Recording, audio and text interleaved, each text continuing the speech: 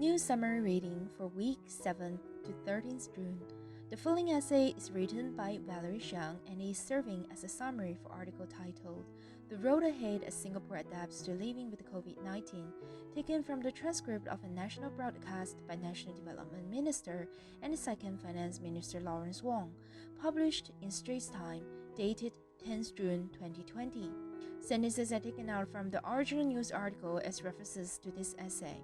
For those references used, Valerie Shang gives full credit to their original creators.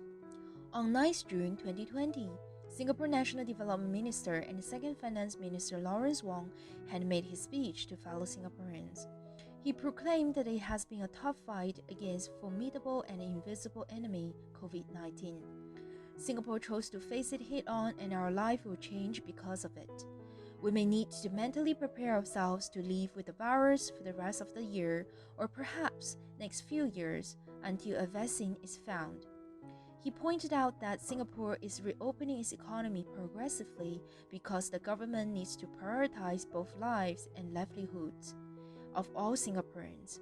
We are currently at phase 1 where about 20% of the businesses resume back to operation. If we can keep the number of confirmed cases stable for June, Singapore will likely to move into stage 2. He cautioned that the majority of our population remain unexposed to virus and thus are still vulnerable to the disease. Hence, the government is very cautious when it comes to reopening the economy further. During the period of circuit breaker, Singapore has done plenty of work. First, the government ramped up tracing and testing capabilities.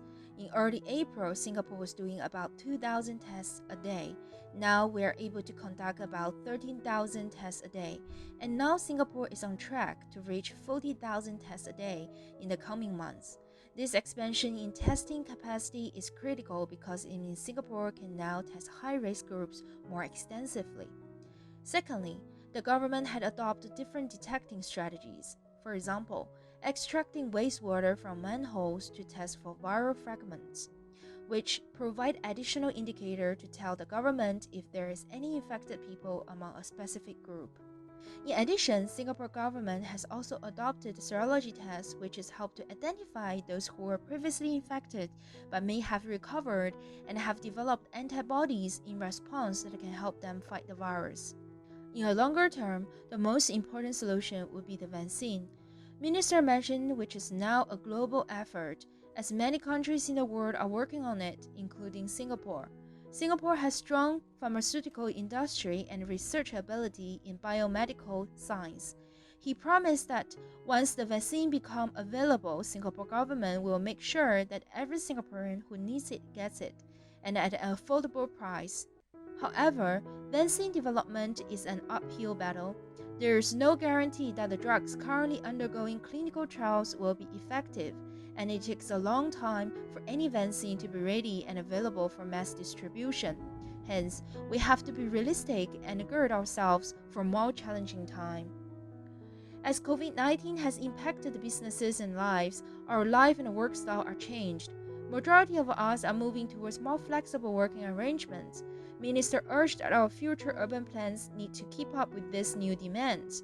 For instance, office and building designs will have to change. We will need to improve ventilation and air filtering inside buildings. Other features such as contactless fittings, automatic doors, as well as sanitizer and temperature monitoring stations should all become part of the norm. This also means more local companies will opt for digital solutions such as mobile payment. Amid this public health crisis, some industries thrive and some are hit hard by COVID-19. One of them is the construction sector. As 90% of Singapore's confirmed cases come from construction workers' dormitories, construction companies had made more than 80% loss compared to previous years. As Minister indicated, the industry will need to institute new safeguards at work sites and continue its push for automation and productivity in order to reduce its reliance on migrant workers. And we will still need to review and improve living arrangements for migrant workers to keep the infected conditions stable and to prevent any greater spread. In his last part of speech, the minister urged Singaporeans to be more mentally prepared for what is coming and stay united. As he described the life after reopen will never be back to status quo ante, we all need to adjust to the new norm and lifestyles. We need to keep our grit and resilience, our compassion and kindness, our cohesion and strength, which will see us through this crisis of our generation.